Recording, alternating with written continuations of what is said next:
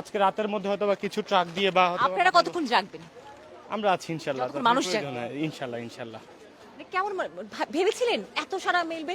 না, এটা আসলে যখন ধরেন প্রথম আসছি বা আজকে সকালে যখন আসলাম তখনও ধরেন চোখের পানি আটকে রাখাও কঠিন হচ্ছিল যে মানুষ নিজের থেকে এত কাজ করতেছে, সবাই যে যার মতো আগায় আসতেছে। আমারই খারাপ লাগছে, আমি আপনার সাথে কথা বলছি, আপনি কিন্তু আপনার হাত বন্ধ নেই, আপনাকে কাজ চালিয়ে যেতে হচ্ছে। মানে এই পরিমাণ ব্যস্ততা, জীবনে কখনো এত কাজ করেছেন আগে? নিজের কোনো কাজে, ব্যক্তিগত কোনো কাজে কি এত শ্রম দিয়েছেন?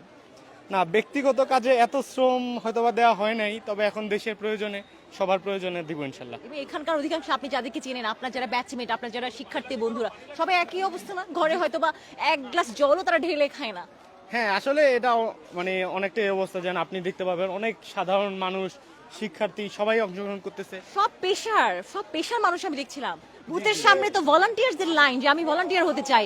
আমি একটা এতে দেখছিলাম যে 14তম ব্যাচের নাম নিবন্ধন চলছে, মানে 14টা অলরেডি ব্যাচ হয়ে গেছে ভলান্টিয়ারদেরই। আপনারা কোথা থেকে এখানে অংশগ্রহণ করেছেন? আমি ঢাকা বিশ্ববিদ্যালয় 18-19 সেশনের। এবং আপনার সমস্ত বন্ধু বান্ধব এখানে রয়েছেন? জি জি জি, আমার অনেক বন্ধু বান্ধব এখানে আছে, হল ভিত্তিক যারা কাজ করতেছে তারাও আছে, বা আরো টাকা কালেকশন বা সব জায়গাতে আছে ইনশাল্লাহ। দর্শক, উপরে কি কিছু রয়েছে? দুই তলায় উপরে কি? উপরে বলতে ওদিক দিয়ে হচ্ছে উপরে যে মেডিসিন গুলা বা স্যানিটারি ন্যাপকিন, তারপর হচ্ছে ডায়াপার, ওগুলো হচ্ছে উপরে আছে, এখানেও কিছু ওইখানে আছে। আমি দেখছিলাম যে হ্যাঁ। ক্যাফেটেরিয়ার ভিতরে স্তূপ কিতো করে রাখা হয়েছে। মানে এত বিপুল সারা মানুষ, এত সচেতন, এইভাবে ভালোবাসে পরস্পরকে, আমি অন্তত এরকম আগে কখনো দেখিনি। জি, সেটাই আসলে, এটা আমরা সবাই অভিভূত যে দেশের একটা প্রয়োজনে, দেশের এই অবস্থাতে সবাই যেভাবে আগায় আসছে, এটা কিছু সংকট কিন্তু ভালো, তাই না? জি জি, সেটাই আমাদের সবার পারস্পরিক যে সম্প্রীতি, সেটা প্রমাণিত হচ্ছে বারবার। আসলে ঢাকা বিশ্ববিদ্যালয় জাতির যখনই প্রয়োজন হয় ঢাকা বিশ্ববিদ্যালয় এগিয়ে আসে। এবারও যখন ঢাকা বিশ্ববিদ্যালয় মানুষকে আহ্বান জানিয়ে, মানুষও এই ধন্যবাদটা পায়। ঢাকা বিশ্ববিদ্যালয় যখন আহ্বান করে, যখন ডাকে, মানুষ তখন সাড়া দেয়, মানুষ তাদের উপর ভরসা করে। জি, মানুষের এটা, দেশের সকল মানুষের প্রতি আমাদের কৃতজ্ঞতা যে আমাদের ডাকে তারা সাড়া দিয়ে এসেছে। আমরা হচ্ছে ঢাকা বিশ্ববিদ্যালয় নাট্য সংসদ, আমাদের কাজ হচ্ছে মঞ্চে অভিনয় করা। তো আমরা আমাদের অভিনয়ের মাধ্যমে আমাদের যে সাহায্যের যে হাত, এটা যা কিছু সংস্কৃতি, যা কিছু সাহিত্যের অংশ, তা তো ভালোবাসার কথা বলে যায়, মানবতার কথা বলে যায়। এতদিন মঞ্চে, গানে, কবিতার মাধ্যমে যে ভালোবাসার কথা আপনারা বলে এসেছেন, যে মানবতার কথা বলে এসেছেন, আজকে সেটা চোখের সামনে দেখতে পাচ্ছেন।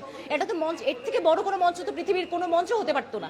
সেটা কেমন লাগছে একজন সংস্কৃতি কর্মী হিসেবে? জি, এটা অবশ্যই আমাদের জন্য অনেক গর্বের যে আমরা আসলে জাতির এই প্রয়োজনে আমরা কিছু করতে পারছি।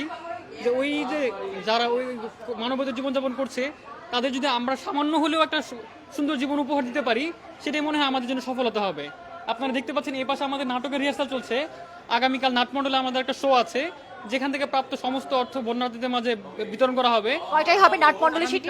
সন্ধ্যা 7:30 আমাদের সেখানে আপনাদের নাটকের যে বিশেষ শো রয়েছে, এবং সেই শো থেকে প্রাপ্ত সব অর্থ আপনারা বন্যায় যারা দুর্গত রয়েছেন, বানভাসী রয়েছেন, তাদের জন্য ব্যয় করবেন, তাই তো? আমরা দেখতে পাচ্ছিলাম গতকাল কিন্তু রাজভাস্কর যেটি কনসার্ট হয়েছিল জরুরি সংযমে, সেখানকার সমস্ত অর্থ কিন্তু যে বানভাসীদের কাছে ব্যয় করা হয়েছিল, সেখানেও সর্বস্তরের মানুষ ভিড় করেছিলেন। এই যে মানুষের সাথে মানুষের, হৃদয়ের সাথে হৃদয়ের, আত্মার সাথে আত্মার একটা মেলবন্ধন, এইটি কেমন উপভোগ করছেন? আসলে এটাই মনে হয় মানুষ হিসেবে বেঁচে থাকা সার্থকতা, যে অন্য কোনো প্রাণী মনে হয় না। মনে হয় না যে বাংলাদেশি হিসেবে একটু বাঁচতে ইচ্ছে করছে, নিজের দেশটাকে আরেকটু বেশি ভালোবাসতে ইচ্ছে করছে, যে না, ভালোই হয়েছে বাংলাদেশে জন্ম হয়েছে, এই পরিচয় তো না হলে পেতাম না, এই জাতীয়তা বোধটুকু আরেকটু বেশি জাগ্রত হচ্ছে না আজকে? সেটা তো অবশ্যই। আসলে দেশপ্রেম মানেই তো এটা, দেশ মানে তো আসলে মানুষ।